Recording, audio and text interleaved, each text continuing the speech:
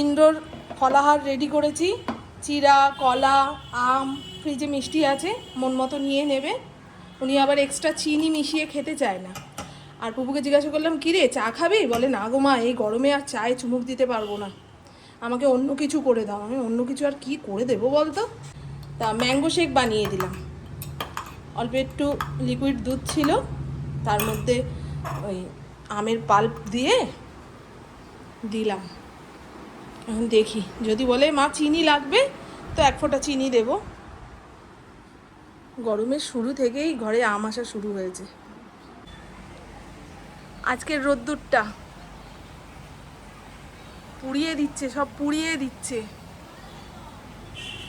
আর এই দেখুন, পুদিনা পাতাটাকে জল দিয়ে ধুয়ে এই কাপের জল চেঞ্জ করে রাখলাম। যদি শেকড় বেরিয়ে যায় একটা টবের মধ্যে গেঁথে দেব। চা খাবো, চা খাবো। আপনারাও বলবেন এই গরমে কারা কারা চা বাদ দিয়েছেন সকাল বিকেলের। আমিও তো বাদ দিতে চাই, কিন্তু স্নান করে এসেছি, মাথায় জল পড়েছে, এখন পাখার নিচে বসলেই ঘুম পেয়ে যাবে, বুঝেছো?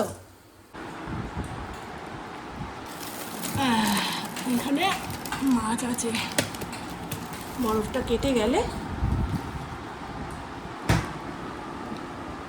এটাকে বললাম ছোটো আলু এনে দিও, বুঝেছো? চাচাচ্ছ কেন? আমার বাবা যবে থেকে আমাদের সঙ্গে নেই, তবে থেকেই যেন ওই উগ্র ধূপকাঠির গন্ধটা নাকে আসলেই বাবুর শেষ দিনের কথা মনে পড়ে যায়, ভাল লাগে না। ওই জন্য ধুনোটাই জ্বালাই। তবে নারকেল ছোবড়া দিয়ে জ্বালালে ঘরটা ধোয়া ধোয়া হয়ে যায়। এদের নাকি শ্বাসকষ্টের সমস্যা দেখা দেয়। বাবা, কত রকম সমস্যার মাঝখানে বলুন তো আমি আমার জীবনটাকে টেনে নিয়ে যাচ্ছি। ওই জন্য এই ছোটো ছোটো ধূপকাপগুলো, ওগুলো অনলাইন থেকে আনিয়ে একটুখানি জ্বালিয়ে ধুনো দিয়ে দিই, ব্যাস অনেকক্ষণ যাবত হালকা হালকা ধোয়া বেরোয়। এই টবগুলোর ব্যবস্থা করব। প্রথমে ভেবেছিলাম গাছ এনে তারপরে লাগাবো, এখন আর নার্সারিতে যেতে পারবো না। সন্ধ্যের পরে মনে হচ্ছে ঘরের পাখার হাওয়াটাই শান্তির। বাইরের পাতা নড়ছে না তো, গাছের পাতা নড়ছে না, সব বয়স্ক হয়ে গেছে, ধুলো পড়ে পড়ে না ভারী হয়ে গেছে। রাস্তাঘাটে বেরিয়ে যে ভাববেন যে হাওয়া গায়ে লাগবে না, ঘরেই এখন শান্তি। খুব প্রয়োজন না পড়লে বাইরে না বেরোনোই ভালো। বাচ্চা কাচ্চাদের স্কুল কি গরমের ছুটি পড়ে গেছে? পড়ে তো গেছেই, কিন্তু ছুটি বাড়িয়ে দেওয়া উচিত।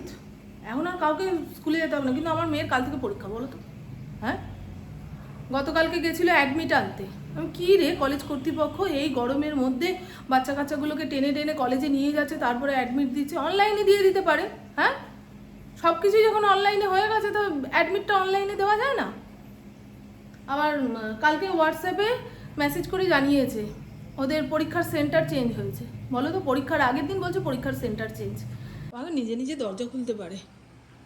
আমার ফোনটা না এখন নিজে নিজে দরজা খুলতে পারে। ওই দেখো, দেখেছ, ছিটকিনি দেওয়া ছিল। ফড়িংয়ের জলের ইয়েটাই তো দিতে পারতিস। হ্যাঁ রে,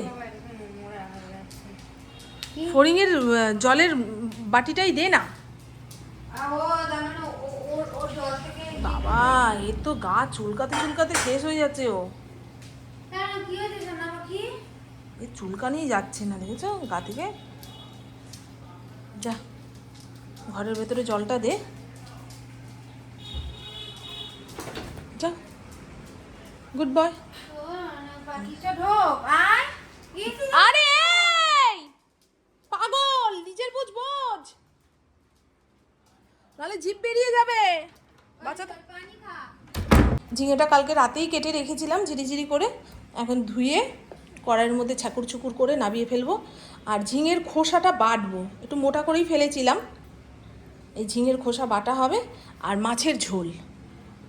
ও যে কেন মাছ টাছ করতে যাচ্ছ? ডাল ভাত আলু সেদ্ধ করে রাখো। আমি কালকেও খেয়েছি, আজকেও খাবো। বাবা, রোজ রোজ ওই আলু সেদ্ধ দিয়ে না ভাত খাওয়া যায় না গো।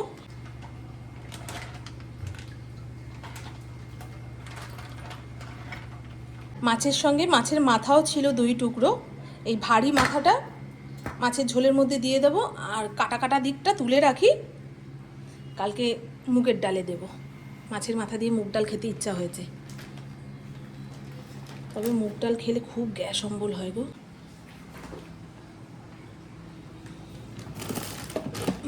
থাক।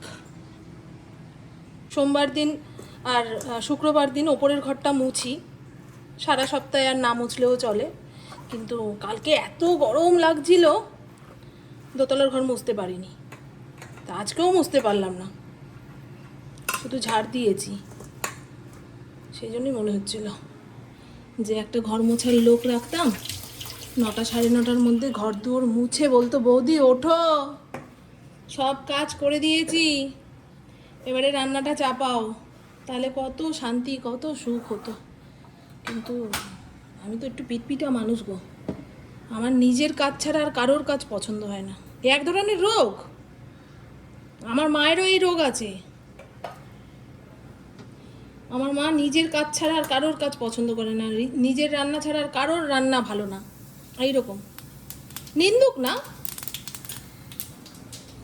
খালি বলবে এটার মধ্যে ওটা ফোড়ন দিলে ভালো হতো, সেটা ফোড়ন দিলে ভালো হতো, এটা একটুখানি কষালে মজালে ভালো হতো, বুঝেছেন? এইরকম করে। ঝিঙাটা বসিয়ে দিই, হ্যাঁ, ততক্ষণে মাছের ঝোলের আলুটা কাটা হয়ে যাবে। তেলের মধ্যে কালো জিরা আর শুকনো লঙ্কা ফোড়ন দিয়েছি, লবণ মেখে রাখা ঝিঙাটা এর মধ্যে দিয়ে পরিমাণ মতন হলুদ, মিষ্টি আর চেরা কাঁচা লঙ্কা দিয়ে নাড়িয়ে চাড়িয়ে শুকনো করে নামিয়ে রাখলেই হয়ে যাবে ঝিঙা চচ্চড়ি। কি বলেন এই রান্নাটাকে আপনারা? মাছে লবণ হলুদ মাখিয়ে রাখি। বিড়ালের উৎপাত বেড়েছে গো, ভয়েই মরি, কখন যে একটু একটু টান দিয়ে নিয়ে চলে যাবে কিংবা মাছের তরকারিতে মুখ দিয়ে দেবে। খুব উৎপাত বেড়েছে, সংখ্যায় অনেক বেড়ে গেলেই উৎপাত বাড়বে, সে মানুষ বলুন, কুকুর বলুন, বিড়াল বলুন, তাই না? আগে একজন মহিলার 10-12টার নিচে সন্তান থাকতো না। আমার শাশুড়ি নাকি 6খানা না 8খানা ছেলে পুলে, তার মধ্যে কয়টা মারা গেছে, রয়েছে 4জন। আমার শাশুড়ি মায়ের কথা বলছি। আমার ঠাকুমা 5খানা ছেলে, একটা মেয়ে, ভাবুন, আশেপাশে সবারই তাই। কিন্তু এখন প্রত্যেকটা ঘরে একটা করে সন্তান, তাও নাকি জনসংখ্যা কমছে না। বলো তো, হাম দো হামারে এক হয়ে গেছে, তাও নাকি জনসংখ্যা কমছে না। মানুষের খাদ্য সংকট হচ্ছে, চাকরি বাকরি পাচ্ছে না, তাহলে এরপর কি করতে হবে? আগামী জেনারেশন এই পুপু টুপুদের এরা বাচ্চা কাছেই নেবে না, দায়িত্ব নিতে ভয় পায় তো। ছোট থেকে না পেলো ভাই, না পেলো বোন, দায়িত্ব কি জিনিস তাই জানলো না। নিজেরাই নিজেদের দায়িত্ব নিতে গেলে 10 বার ভাবে কি করে হবে, কি করে চলবে। এখন হাজব্যান্ড ওয়াইফ দুজনে সংসার করতে গেলে ভাবে তুই তোর দায়িত্ব নে, আমি আমার দায়িত্ব নিই। ওই জন্যই তো কত সংসার ভেঙে যাচ্ছে, টিকছে না। দায়িত্ববোধ ছোট থেকে তৈরি হচ্ছে না, সবচেয়ে ভালো জিনিসটা সেই পেয়েছে। মা বাবার তো সেটাই কাজ, যে পৃথিবীর সব সুখ যেন আমি আমার সন্তানকে দিতে পারি, সবচেয়ে ভালো জিনিসটা যেন আমি আমার সন্তানকে দিতে পারি। এই চক্করে সন্তান হয়ে যাচ্ছে, কি হয়ে যাচ্ছে বাদ দিন, এই নিয়ে বেশি ডায়লগ দেবো না, লেকচার দেবো না বাবা। কতক্ষণে রান্নাবান্না শেষ হবে, একদম দরজা জানলা পর্দা দিয়ে ঘরে গিয়ে বসবো। এই দরজাটা দিয়ে দিই, এখান দিয়েই বিড়ালটা আসবে। ঘরে এসি চালিয়েছে, নাহলে ফড়িংকে বাঁচানো যাবে না। সর সর সর সর সর, সরে যা, একটু বসতে আসলাম। দেখো অবস্থা, তুই তো অন্ধকার করে বসে আছিস, কালকে নাকি তোর পরীক্ষা। ইয়ে একটা লাইট অন্তত জ্বালা নাকি? নেই, জল খা, বেশি করে জল খা সব। ফড়িংটাকে একটু দই দিলে ভালো হতো। দেবো দই, খাবি? এই হলো ঝিঙের খোসা বাটা, রসুন, কালো জিরা, শুকনো লঙ্কা, শুকনো খোলায় তেলে সেদ্ধ ঝিঙের খোসা একসঙ্গে মিক্সির মধ্যে পেস্ট করে তেলের মধ্যে নাড়িয়ে চাড়িয়ে নাবিয়েছি। এর আগে অনেকবার শেয়ার করেছি পটলের খোসা বাটা, ঝিঙের খোসা বাটা, মানে খোসাও ফেলানো যাবে না। এই হলো ঝিঙে চচ্চড়ি। একটু জল জল রয়েছে তো তাই চচ্চড়ি বললাম, একদম শুকিয়ে গেলে বলতাম ভাজা। এটা খুব ভালো হয় রুটির সঙ্গে কিংবা গরম ভাতের সঙ্গে, একবার খেয়ে দেখবেন বানিয়ে, খুব ভালো হয়। আর আজকের আসল খাওয়া মাছের ঝোল, একটু কাশ্মীরি রেড চিলি পাউডার দিয়েছি, সেই জন্য একদম লাল লাল ঝাল ঝাল দেখতে লাগছে। বেশি করে আলু দিয়েছি, এই দিয়ে দুবেলা হলে হবে। আর না হলে পুবু তো রাতে মাছ খেতে চায় না, ওকে একটু আলু ভেজে দিতে হবে। আর এই হলো ভাত। আজকে চালের পরিমাণ ঠিকঠাক নিয়েছি, ভাতটাও ঠিকভাবে নাবিয়েছি, খুব শক্তও না আবার ডাঁটও না। রান্নাঘর সাপটে নিলাম।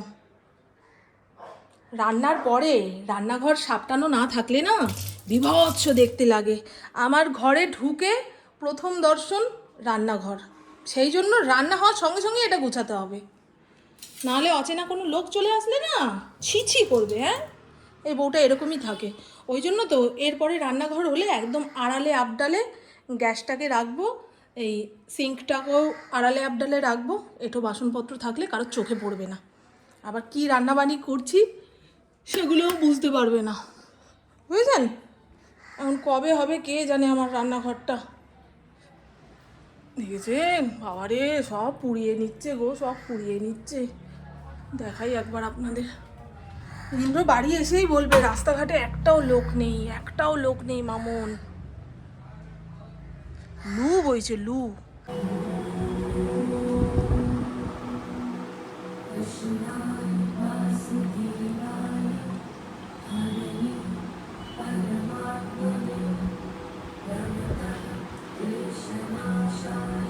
কিছু বলছিস মা? চা খাবি? বানাবো, বসবো। প্যাটিস নিয়ে আসলাম। আর দেখুন জামা কাপড় ছাড়তে পারিনি, নাইটির ওপরে হাউস কোট পরে তার উপরে ওড়না নিয়ে গেছি, এখন মনে হচ্ছে গা হাত পা জ্বলছে, একটু খুলবো। ওরে বাবারে বাবা, মারাত্মক গরম গো। হ্যাঁ, এবারে অনেকেই বলবেন তোমার মুখে খালি গরম গরম গরম গরম। যে কদিন পোড়া গরম লাগবে, আমি যেহেতু ভিডিও করি ক্ষণে ক্ষণে ক্যামেরা অন করে আপনাদের সঙ্গে গল্প করতে আসি, তাই মনে থাকে না যে ভিডিওর মধ্যে কবার বললাম ও বাবা কি গরম, ও বাবা কি গরম।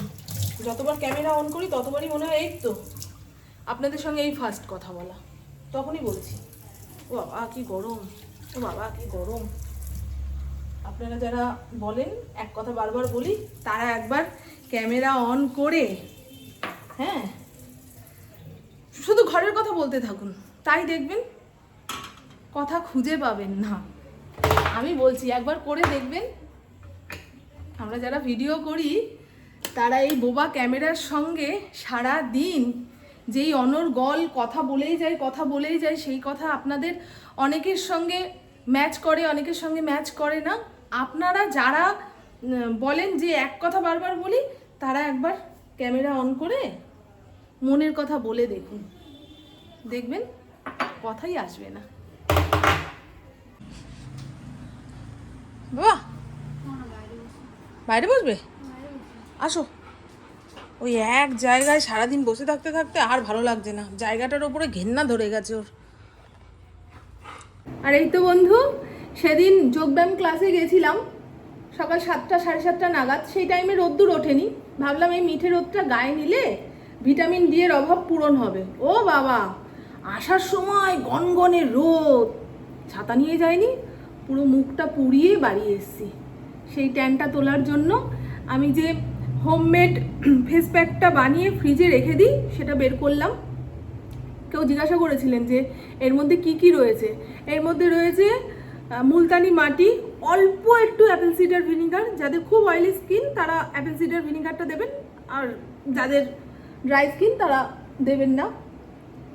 তারপরে গোলাপ জল, কস্তুরি হলদি, নিম পাউডার, ব্যাস। এই মুলতানি মাটি পুরোটাই গোলাপ জলেই গুলেছি। সমস্তটা গুলে গালে এরকম কৌটোয় ভরে ফ্রিজে রেখে দেবেন।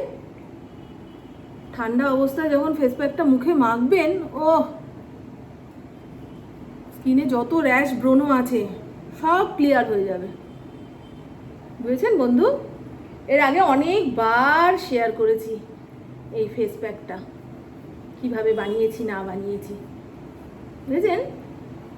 ফেস প্যাকটা বানানো থাকলে সময় মতো মুখে লাগিয়ে নেওয়া যায়, নাহলে সংসারের ধর্মকর্ম করতে গিয়ে কে আর ফেস প্যাক বানাচ্ছে, কে মুখে লাগাচ্ছে। এই যে এরকম ফেস প্যাক বানিয়ে রেখে দেবেন। যেহেতু কস্তুরি হলদি আছে, সন্ধ্যের সময় মাখাটাই ঠিক হবে, নাহলে হলুদের মেখে রোদে বেরোলে কিংবা রোদের তাপে গেলে মুখ কালো হয়ে যায়। বুঝেছেন কি বললাম? প্রত্যেক দিন সন্ধেবেলায় সংসারের মহাযজ্ঞ সেরে এরকম ঠান্ডা ঠান্ডা ফেস প্যাক লাগিয়ে ঘর অন্ধকার করে 10-15 মিনিট বসে একটুখানি গান শুনবেন, কিংবা অডিও স্টোরি শুনবেন, দেখবেন মন হালকা লাগবে। এটা একটা আলাদাই স্যাটিসফ্যাকশান যে 24 ঘন্টার মধ্যে অন্তত 15টা মিনিট আমি আমার স্কিনের যত্ন নিলাম, নিজের যত্ন নিলাম। তো বোঝা গেল এই ফেস প্যাকটা কী দিয়ে তৈরি করেছি। ভালো ভালো কেনা ফেস প্যাকের থেকেও এটা খুব কার্যকরী। আমি তো আগাগোড়াই এই ফেস প্যাকটা ব্যবহার করি, পুকুও মাখে।